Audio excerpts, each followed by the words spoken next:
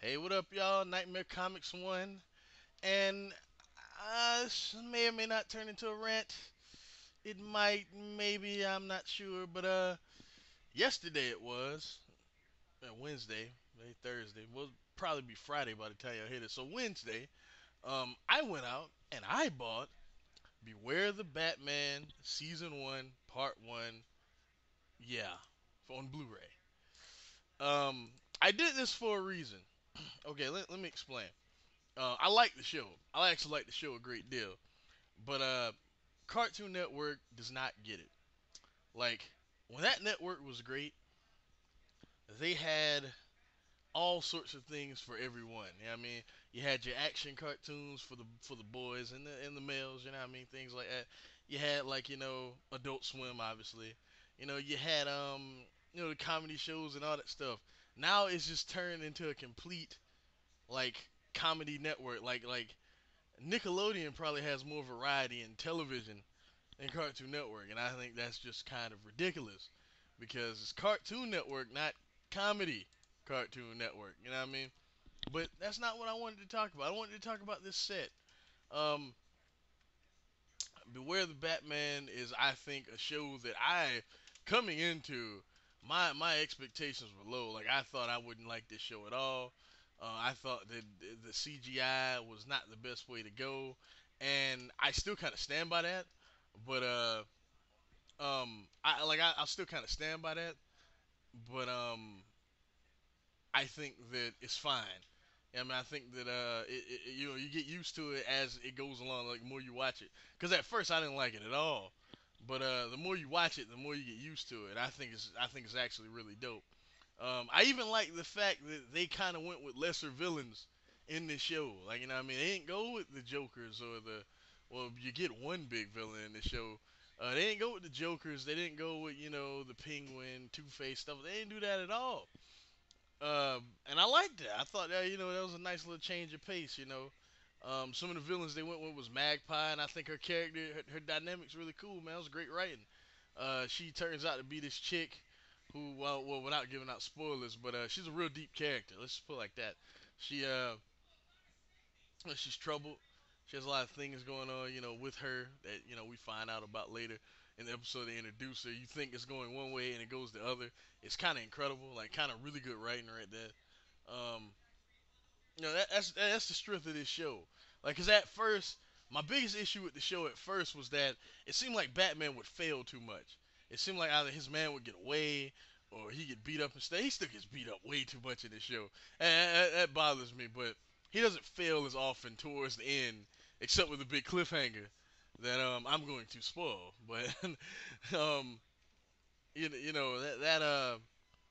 so that was one of my issues with it. I like Katana. I like the choice of using Katana on here because her character is actually really deep, man. Like they do, like everyone on here, the characters are fleshed out, man. Like even some of the lesser villains they decided to use, except Pig and Toad and Anarchy. But Anarchy, according to the writers of the show, was actually supposed to have a really big part in the second half of this season. So hopefully we'll see that shit whenever it comes out. So but except Anarchy, like even Humpty Dumpty, Metamorpho, same old story with Metamorpho. Um, Humpty Dumpty, Metamorpho's in it, but he's not really a villain. He's just kind of thrust into that role, and I like the way they handle that too. Shiva in the League of Shadows, which I'll get to in a second. They're fleshing them out. Alfred has a really interesting backstory that they kind of delved into in the last episode in this set. So the strength of this show is the characters to me, and the music, the score is like that shit is awesome. Like I love the music in this show, man. Like it makes some of the moments tense. Like there's one scene where Batman's like he's fighting the League of Shadows, and it's like this car chase, and like he's jumping from like motorcycle to motorcycle, and like the theme is like it's like this music just playing in the background, and it's awesome, man. I even like, even though Cartoon Network didn't show the full theme song, I even like, although brief, I like the theme song, man. Beware, beware. And beware, beware. I like that. You know what I mean? It's by the Dum Dum Girls, who I'm also a fan of their music. So that was cool. Um, I like the show, man. I really do. I think that it has a potential to go all sorts of directions, man. We just don't know because Cartoon Network is bullshitting with the rest of the set. Like according to the creators, like Sam Liu and some of the other guys that worked on the show, um, they're done with everything in this season, and they said even the arc that they kind of teased at the end of this set, which I'm going to ruin, so just sit tight. They said it has a stopping point. You know what I mean? So it's just up to Cartoon Network whether they want to put them shits out or not. Or if we gotta wait for another DVD Blu-ray release, so be it. I'll do that too. But this is a good show, and I wasn't even gonna buy it, but I feel like I had to because I'm trying to send the message like, hey, people, people like this fucking show. We want to see this fucking show. You know what I mean? It's a good it's good superhero. You know what I mean? It's good. I like it a lot. Another thing I didn't even mention, which my bad, is the voice cast. Now, Batman's voice. Uh, I forget the guy that does his voice, but where have I heard his voice before? I've heard his voice before. I just can't remember. But he's okay. At first, I couldn't stand it. You know what I mean? But later on, you get used to him. He's alright. I mean, he's alright. Um, uh, what's the name? The chick. She's RC in Transformers Prime. Sumali Montano or something like that. However you say her name. She's great in this, man. As Katana, she's great. I like just her emotion. She sells a lot of scenes well. All that stuff. Kurtwood Smith as James Gordon is dope. It would be cool if he could actually play. Lieutenant Gordon at some point. And I like on this show how they kind of have Gordon kind of on the side of, hey, I don't really trust this guy. That's kind of where he is. And then him and Batman have a nice little dynamic or whatever. The entire voice cast. I'm not gonna go through everybody, but Matt L. Jones is Humpty Dumpty. If y'all don't know, that's Badger from Breaking Bad, and what I mean. He does a good job as Humpty Dumpty. I thought the one standout, the one that all it took was that much to make me go, oh my god, please bring this show back so we can hear this dude do more of this voice, and that's Lance Reddick as Ra's al Ghul. If you've ever seen The Wire, you know Lieutenant Daniels, is a very intimidating figure on that show. Imagine that voice with Ra's al Ghul, or Ra's al Ghul, whatever you want to call him. It is so much fucking win. It's different, you know what I mean? And it's like, he was just so, like, for the little time he had, that was enough to make me go, I hope they keep this show going. I really, really hope they keep this show going. Or not even keep it going. Just let me see him do that more. And I love how they sold the fact that it was a big deal he was there.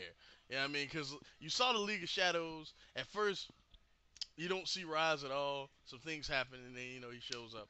But they even showed like, okay, I'm gonna spoil the ending. Um, Pretty much, there's a guy earlier on in the season. He's a scientist, Dr. Jason Burr. What did he made something. He made something. I can't remember what he made, but he made something, and the league, he's under mind control though, and he gives it to the League of Shadows so they can use it for something.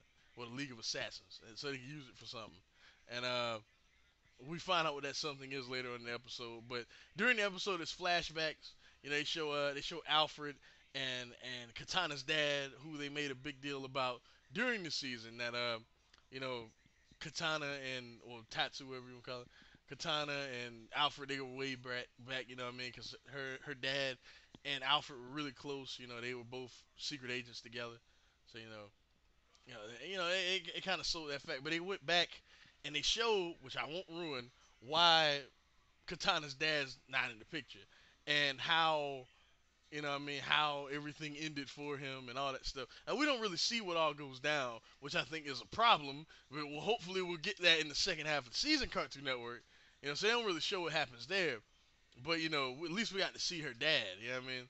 And we got to see Bruce when he was a kid. All that stuff. There's a lot of flashbacks in this, but